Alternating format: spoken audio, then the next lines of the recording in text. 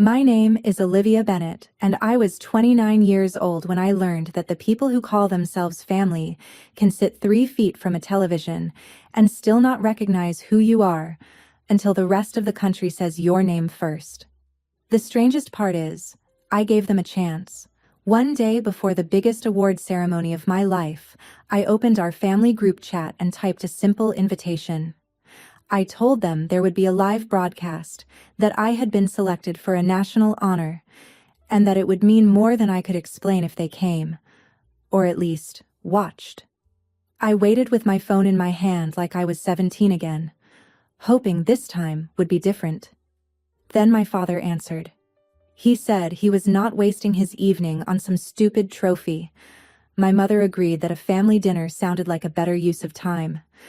My sister told me not to make everyone feel guilty, as if asking them to witness the biggest moment of my career was some selfish little performance. I looked at those messages while the official program sat open on my laptop, my name printed beside work that had helped warn families before storms reached their streets and helped emergency crews move faster when every minute mattered.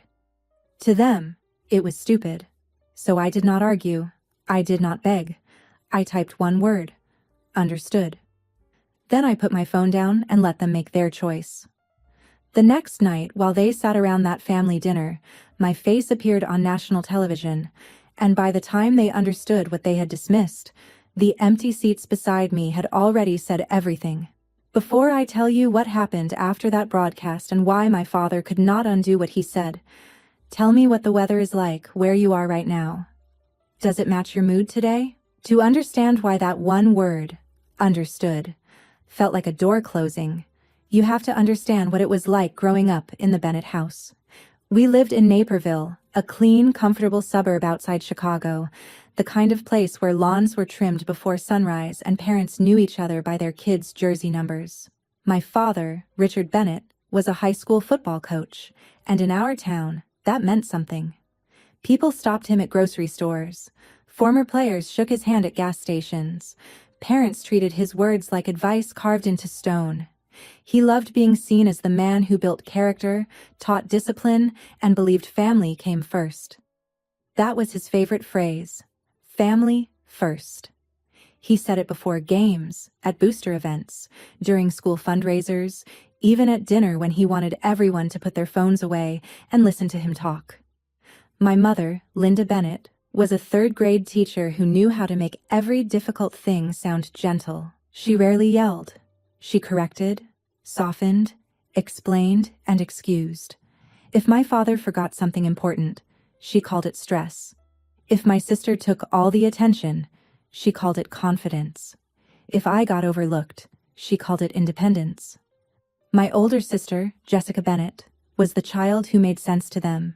She was loud, pretty, athletic, social, and always surrounded by people cheering her name. She played volleyball in high school and later turned that same energy into real estate, where every sold house became a family announcement, and every new client became proof that Jessica was born to shine. Then there was me, Olivia, the quiet one. The one who fixed the printer when my mother needed classroom worksheets. The one who reset the router when my father could not upload game footage. The one who built Jessica a website for her first real estate listings, then watched her tell relatives she had figured out branding by herself. My place in the family was useful, but invisible. If something broke, they remembered I existed. If something went right, they forgot I had touched it. When I was 12, I entered a school science fair with a weather station I built from cheap sensors, a broken tablet, and parts I ordered with birthday money. I was proud of that project in a way children are proud before the world teaches them to shrink. I made a little display board, practiced my explanation in the mirror, and saved 3 seats near the front because I thought my family would come. They did not. Jessica had a regional volleyball dinner that night, and my father said it was important for the family to support her because team culture mattered. My mother kissed my forehead and told me, "You understand, right? You're so mature about these things." I won second place that night. A teacher took my picture beside the board. When I showed my father later, he barely looked up from his phone. He said, "That's great, Liv, Remind me tomorrow to check the Wi-Fi in the garage. That became the pattern. Jessica got flowers. I got tasks. Jessica got speeches. I got good job said from another room. In high school, I joined a coding club and won a small state competition for building a flood alert prototype. My father called it a computer hobby. The same weekend, Jessica's team won a tournament, and he invited half the neighborhood over for barbecue. I remember standing in the kitchen, refilling ice trays for guests, while people asked Jessica to tell the story of the final point again and again. Nobody asked me what I had built. Nobody asked why my teacher had written exceptional work across my certificate. My mother saw me holding it and said, "Honey, put that somewhere safe before it gets sauce on it." That was the closest thing to recognition I got. The thing about being ignored is that it does not always make you angry right away. Sometimes it makes you efficient. I stopped expecting chairs to be filled. I stopped asking who was coming. I stopped saying, "Look what I did." I learned to measure my success by whether the thing worked, not whether anyone clapped. That lesson protected me, but it also made me lonely in ways I did not have words for yet. I became the daughter who did not need much. That sounded like praise in my house, but really it was permission for them to give me less. My father would tell other people he had raised strong girls. What he meant was that Jessica had his pride, and I had his convenience. And for years, I let that be enough because some part of me still believed that if I did something large enough, useful enough, impossible enough to ignore, maybe he would finally look at me and see more than the person who fixed things quietly in the background. I did not go into technology because I wanted attention. I went into it because systems made more sense to me than people did. A storm warning either came too late or on time. A road was either flooded or open. A signal either reached a dispatcher or failed. Data did not pretend to care about you at dinner and then disappear when you needed it. After college, I joined the Chicago Climate Response Lab, a research and technology group that worked with emergency management offices across the Midwest. It did not sound glamorous when I explained it at family gatherings, which was probably why my father stopped listening after the word data. Our team built tools for counties that faced tornadoes, flash floods, extreme heat, power outages, and storms that could change direction faster than people could react. My job was to help design the prediction engine, the part of the system that pulled in radar feeds, river gauges, traffic reports, 911 call patterns, shelter capacity, and local infrastructure data, then turned all of that noise into warnings people could actually use. The first version was ugly. It crashed at the worst times. It flagged roads as safe when local crews knew they were already taking water. It overreacted to false signals and underreacted to quiet ones. I spent nights staring at maps until county lines blurred on my screen. I ate vending machine dinners beside people who cared enough to argue over seconds. Because in our work, seconds were not abstract. They were the difference between a school bus turning away from a flooded underpass or driving straight into it. They were the difference between an elderly couple getting a knock on the door before the water rose or waiting upstairs with no power and no way out. The project changed for me after a storm hit a small town southwest of Joliet. The official report was only a few pages, but I read it until I knew every timeline by heart. A creek had risen faster than expected. Then, a main road closed before dispatchers had a reliable alternate route. A rescue unit lost 10 minutes rerouting around water nobody had marked yet. 10 minutes can sound small when you are sitting in a dry office. It does not sound small when someone is calling for help from a house filling with water. I kept thinking, we had the data somewhere. It existed. We just did not connect it fast enough. That thought would not leave me alone. Dr. Maya Whitfield, our research director, noticed. Maya was the first person in my adult life who looked at my obsession with details and did not call it overthinking. She called it responsibility. She gave me harder problems instead of telling me to relax. When other people were ready to move on from a model that was good enough, Maya would glance at me and say, "Olivia, what is still bothering you?" And I would tell her. The timing gap, the missing local reports, The way rural roads disappeared from official maps during emergencies. The fact that warnings meant nothing if they did not reach people in language they trusted and routes they could actually drive. Our team built and rebuilt the system around those questions. We tested it with volunteer fire departments, county emergency offices, dispatch centers, and community shelters. We learned that a perfect forecast was useless if it arrived in a format nobody could read during a crisis. We learned that local knowledge mattered as much as satellite data. We learned that technology had to support people, not replace their judgment. The first real success came during a spring storm season that had everyone on edge. Our system flagged a cluster of rural roads likely to flood before the official closure notice came through. It suggested moving 2 rescue units closer to a vulnerable neighborhood and sending an early alert to a mobile home community near a drainage basin. The county followed the recommendation. Later, one of the emergency coordinators called our office. His voice sounded exhausted and raw. He said, "Your system gave us 12 minutes. That was enough." I wrote those words on a sticky note and kept it under my monitor. 12 minutes. Enough time for a parent to wake a child. Enough time for a dispatcher to redirect a crew. Enough time for someone to leave before the road disappeared. That was the moment my work stopped feeling like code and started feeling like a promise. The award nomination did not come from me. I would never have known what forms to submit or which committee to impress.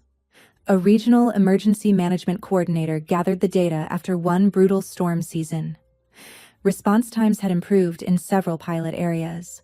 More warnings were delivered before roads became impassable. Shelters reported better preparation windows. People who had never met me wrote statements about what those extra minutes meant. Maya called me into a conference room one afternoon and closed the door. For one terrible second, I thought something had gone wrong. Instead, she slid a printed packet across the table. At the top was my name.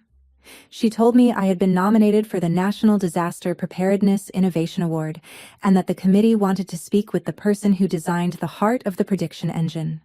I laughed because I thought she was exaggerating.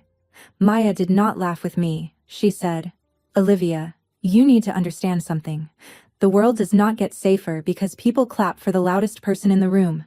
It gets safer because someone like you refuses to leave the hard problem alone." I wanted to believe her. I really did.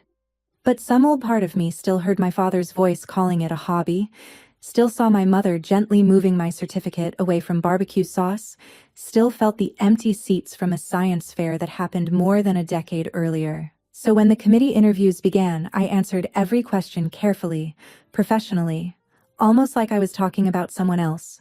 I explained the model. I explained the pilot. I explained why warning systems had to consider human behavior, not just weather patterns. I did not tell them that I had spent most of my life becoming good at helping people who barely noticed me. Maybe that was why the work fit me so well. I knew what it meant to see danger before anyone else cared enough to look. The official email arrived on a rainy Wednesday afternoon while I was between meetings. I opened my inbox expecting another request for documentation.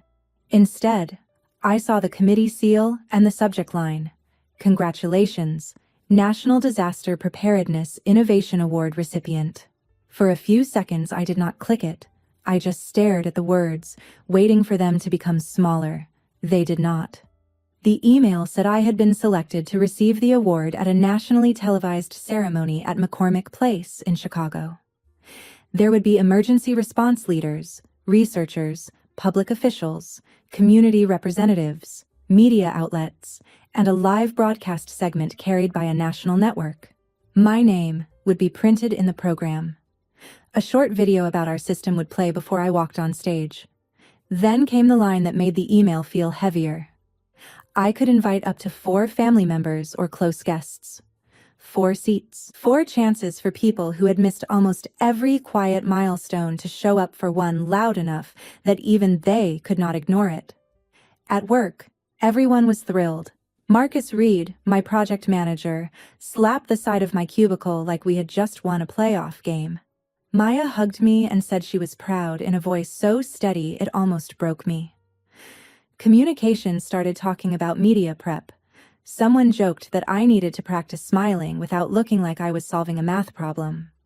For the rest of the day, people stopped by my desk with coffee, sticky notes, awkward congratulations, and one tiny plastic tornado from the intern team labeled, "She warned us."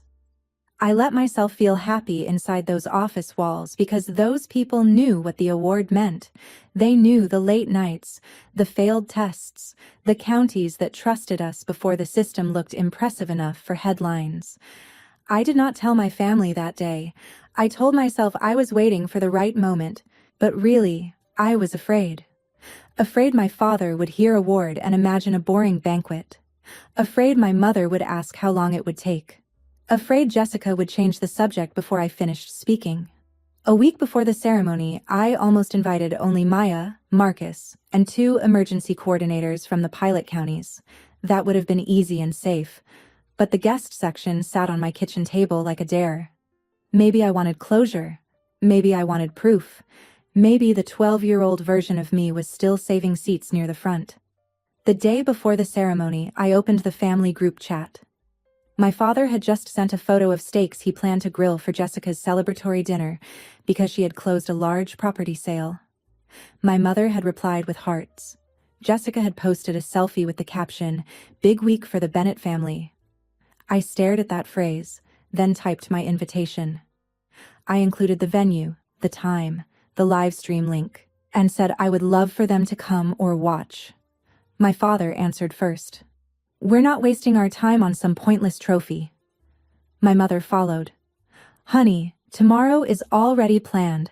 A family dinner is a better use of our evening." Jessica came last. "Don't make us feel guilty. Not everything has to be a big dramatic moment."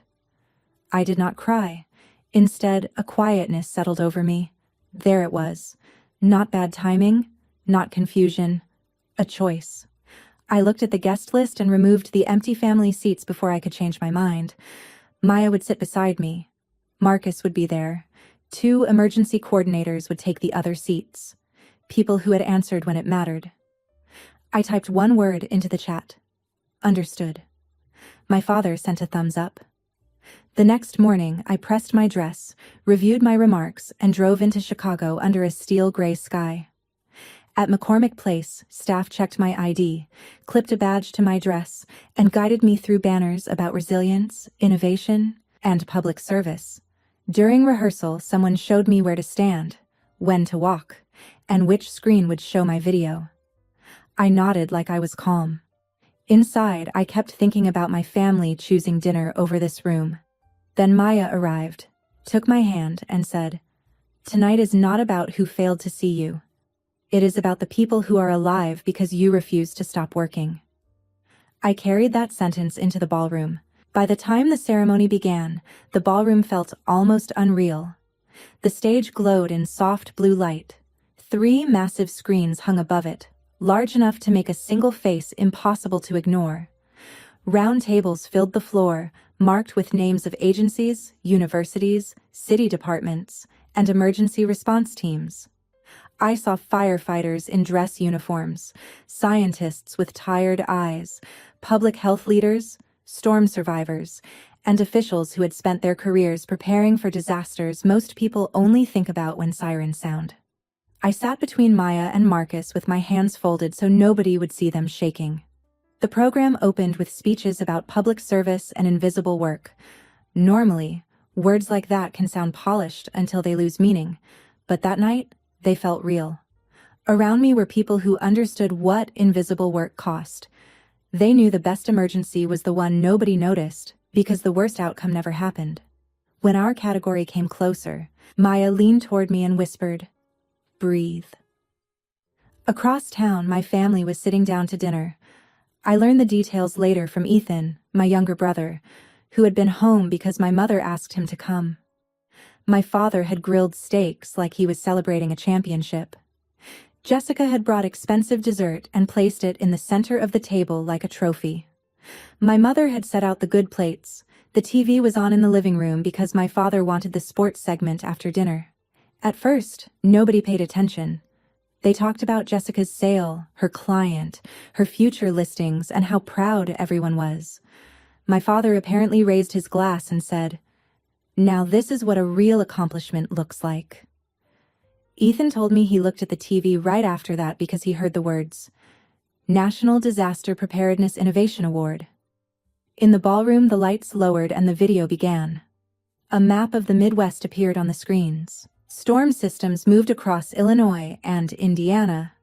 Then came footage of flooded roads, dispatchers answering calls, volunteers stacking sandbags, and families entering shelters. The narrator explained that disaster preparedness was not just reacting after tragedy, but building systems that helped communities move before danger became unavoidable. Then my name was spoken, Olivia Bennett. The video showed our dashboard, alert maps, and interviews with emergency coordinators describing the extra minutes our system had given them.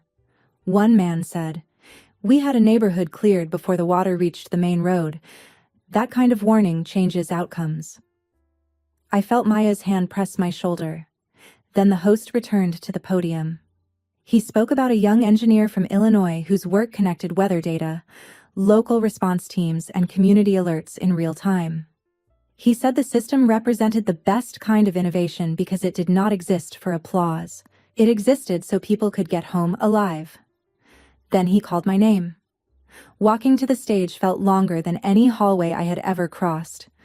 The applause rose around me, warm and huge, but I could barely hear it over my heartbeat. I accepted the glass award, turned toward the audience, and saw my image appear on the screens above the room. I was standing steady, holding proof that the thing my father called pointless had never been pointless at all. In Naperville, that same image filled my parents' television. Ethan said Jessica stopped mid-sentence. My mother turned from the table with a serving spoon in her hand. My father looked annoyed at first, like the TV had interrupted him. Then the caption appeared under my face. Olivia Bennett, National Disaster Preparedness Innovation Award recipient. Nobody moved. Ethan said the room went so quiet he could hear the refrigerator humming. The host mentioned emergency crews, storm warnings, flood evacuations, and communities helped by our system. My mother whispered, "Is that Olivia?" Jessica said nothing. My father kept staring. That was the part Ethan remembered most. Recognition arriving too late and bringing shame with it. On stage, I stepped to the microphone. I thanked my team, the emergency coordinators, the dispatchers, the volunteers, and the community leaders who made warnings matter in real life. I thanked Maya for teaching me that careful work was not small work. I did not thank my family, not to punish them, but because the truth mattered. They had not built this with me. They had not believed in it. They had not even chosen to watch until the television made that choice for them. When I returned to my seat, Maya hugged me before I could sit down. Marcus wiped his eyes and blamed allergies. My phone was sealed on silent in my bag, vibrating every few minutes, but I did not open it. For once, I did not leave my own moment to manage their discomfort. I stayed. I took photos with my team. I shook hands with people who wanted to talk about funding rural warning systems. I listened to a county director tell me his staff had cheered when my name was announced. Across town, my father sat at a cooling dinner table, watching strangers praise the daughter he had dismissed less than 24 hours earlier. When I finally opened my phone, it was close to midnight. I was back in my apartment, still wearing my dress, my heels near the door, the award on my kitchen counter under the same light where I had read my father's message the night before. The screen came alive before I even unlocked it. Missed calls from my father. Missed calls from my mother. Missed calls from Jessica. 2 from Ethan. Then messages. The first one from my father came at the exact minute my award segment began. "Is this you on TV?" A minute later. "Olivia, answer your phone." Then, "Why didn't you tell us it was this big?" I stared at that line for a long time. Not congratulations. Not, "I am sorry." Not, "I should have come." Just, "Why didn't you tell us it was this big?" That was my father in one sentence. If he failed to care, it must have been because I failed to present the moment in a way he respected. My mother's messages were softer, but not easier. Sweetheart, we had no idea this was such a major event. Your father is shocked. We are so proud of you. Jessica's messages came with more exclamation points than sincerity. OMG Liv, you were literally on national TV. Send me official pictures. I want to post something before everyone else does. I scrolled upward until I reached their messages from the day before. Pointless trophy. Better use of our evening. Don't make us feel guilty. They sat in the same thread, directly above the sudden pride. Then the conversation shifted in a way that made my stomach turn. My father asked if the school district had seen the broadcast and whether he should mention it to the athletic director because it would be good for the football program to have a connection to a national award winner. My mother wondered if a local station might want to interview the family. Jessica pasted an Instagram caption into the chat. So proud of my brilliant little sister. I always knew she would change the world. Under it, she wrote, "Too much or cute? Always knew." That phrase almost made me laugh because the alternative was throwing the phone across the room. Jessica had not always known. My mother had not always known. My father had called my work stupid until strangers on television gave him permission to respect it. And now they wanted to stand close enough to the light to look warm. For a few minutes, the old Olivia came back. The one who fixed things. The one who smoothed over awkward moments. I almost typed, "It's okay," just to make everyone breathe easier. I imagined my father relaxing because consequences had passed him by again. I imagined my mother telling relatives I was emotional but fine. I imagined Jessica posting childhood photos and collecting praise from people who knew nothing about the empty chairs. Then I locked my phone. The quiet in my apartment returned. I looked at the award on the counter and thought about Maya, Marcus, the county coordinator who wrote the nomination, and the dispatchers who sent notes when the system worked during storms. None of them asked to borrow my achievement. They helped carry it. That was the difference. I unlocked my phone again, not to reply, but to save the truth. I took screenshots of the invitation, their dismissive replies, the broadcast messages, and their sudden plans to use my name. I made a folder and placed them there. Not to post them, not to start a public trial. I needed a private record, something to protect me if guilt tried to rewrite the facts later. Then Ethan called. I almost ignored it, but I answered. He was quiet at first. Then he said, "I'm sorry, Liv.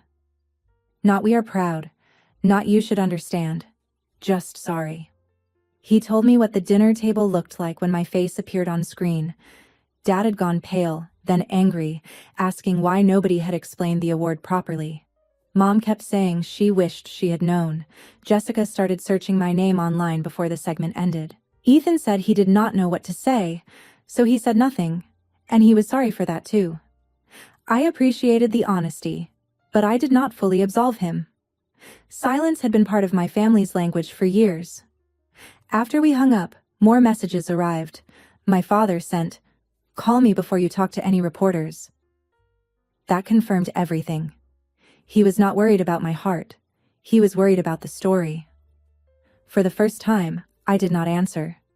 I slept badly, but I slept. And when morning came, I knew exactly what I was going to say. The next morning, sunlight came through my blinds, and for a moment I let myself pretend the night before had been simple. An award, a speech, a celebration. Then my phone buzzed again, and the old world asked to be let back in. I made coffee, sat down, and opened the family chat. My mother had written that people from church were asking about me. Jessica had sent more caption options. My father had asked twice whether the media had contacted me. Then he wrote, "We need to be on the same page as a family." Once, that sentence would have made me obey. Now it made everything clear. Being on the same page had always meant letting him write the page. I typed slowly because I wanted every word to be clean. I told them I knew they had seen the ceremony. I understood they were surprised. Then I told them what would not happen next. They would not contact my coworkers, my mentor, the committee, or anyone connected to the project. They would not give interviews about raising me, supporting me, or always believing in me. They would not post childhood photos that turned neglect into inspiration. If anyone asked why they were not at the ceremony, they were free to tell the truth. I invited them. They dismissed it. They chose dinner. My father replied first. "You are being dramatic and disrespectful." Then, "Do not twist this into an attack on your family." Then, "I sacrificed plenty for you girls." My mother followed with the softer version. She said they were proud in their own way. She said I should not punish people for not understanding something technical. Jessica said I was humiliating everyone over one mistake. I looked at the screen and wrote the sentence I had needed for years. "I did not make you look bad. I gave you a chance to show up, and you chose not to." Then I muted the group chat for a year. I muted individual notifications too. My apartment went quiet in a way that felt almost holy. The consequences did not arrive all at once. They came slowly. The local news replayed my award segment 2 nights later, and because Naperville loves a hometown connection, people started asking questions. Parents from my father's football team recognized my last name. A few congratulated him, and Ethan said my father tried to accept the attention at first. Then someone asked why he had not been at the ceremony. Another parent asked if it was true he had called the award pointless. I never posted the screenshots, but stories travel even without evidence when enough people notice the truth. At school, the athletic director quietly gave the family values speech at the next fundraiser to someone else. My father still had his job, but the shine around him dulled. The man who built his public image on showing up for young people had failed to show up for his own daughter on national television. For someone like him, that was not a small loss. That was where his pride lived. My mother tried to arrange a local feature through a friend, but without my permission and without access to my team, the story went nowhere. Jessica posted one old photo of us anyway. I was 13, standing beside her in a gym lobby while she held a volleyball trophy. Her caption said, "Proud of my little sister since day one." I sent one private message: "Remove my name and stop using my image to rewrite our relationship." She replied angrily, but she removed the tag. By afternoon, someone from high school commented, "Weren't you the one who said her computer stuff was boring?" The post disappeared before dinner. That was the revenge, if you want to call it that. No screaming, no public meltdown, just access removed. Just the truth refusing to bend. Just people learning they could not ignore me in private and claim me in public. In the weeks that followed, my life did not become perfect, but it became quieter and more honest. The award brought attention to the project, and Maya used it the right way. More counties applied for pilot programs. More funding came through for rural alert systems. We started mentoring young engineers interested in climate response, especially students who had been told their quiet skills were not impressive enough to matter. I told them useful work can be lonely before it is recognized. I told them being dependable should not mean becoming invisible. I told them education is not only about degrees or awards. Real education is learning how to value people before the world validates them, and gaining valuable knowledge about yourself before someone else tries to define your worth. Ethan and I talked sometimes. He did not ask me to forgive quickly. My mother sent messages I did not always read. Jessica stopped tagging me. My father never gave an apology that reached the root of the wound. Weeks later, he sent, "I hope you know we are proud." I looked at it for a long time and realized I no longer needed to know what his pride was worth after his choice had already been made. I did not answer. Maybe one day there would be a conversation. Maybe not. Healing does not require giving people the same access they used to hurt you. Success did not fix my childhood. National television did not turn my family into the people I wished they had been. A trophy did not make my father understand me. What changed my life was the moment I stopped treating his attention like proof of my value. Family is not proven by who claims you after applause. It is proven by who respects your effort when there are no cameras, no headlines, and no audience to impress. You are allowed to protect the parts of yourself that took years to rebuild. You are allowed to stop inviting people to the front row of your life when they only show up after the world tells them the seat is valuable. Sometimes the most powerful revenge is not making people suffer. It is becoming whole enough that their approval arrives too late to control you. Our team at Revenge Broken Trust is working hard to create meaningful, emotional, and well-crafted stories that leave viewers with valuable lessons. This story is completely fictional and created for educational purposes, with the goal of sharing thoughtful messages and positive life lessons with our audience. Thank you for listening to the story until the end. If you enjoyed it, please support us with a follow so we can stay motivated to create even more powerful, high-quality, and engaging videos for you.